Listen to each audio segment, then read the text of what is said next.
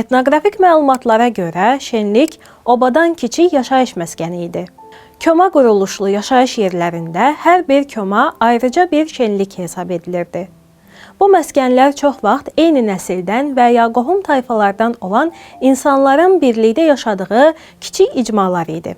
Şenlik sözünün əsas məna mərkəzində insanın varlığı və yaşayışı dayanır.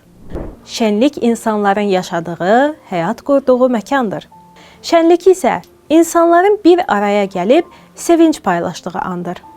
Başqa sözlə desək, şenlik həyatın qurulduğu yerdir, şenlik isə o həyatın sevincidir. İnsanlar bir yerdə yaşayanda şenlik yaranır. Birlikdə sevinəndə isə şenlik. Bəlkə də buna görə dilimiz bu iki sözü bir-birinə bu qədər yaxın saxlayıb. Çünki insan olan yerdə həm yaşayış var, həm də sevinç. Elimizdə, obamızda, şenliyimizdə xoş günlər, şad günlər, daim şenlik olması diləyilə.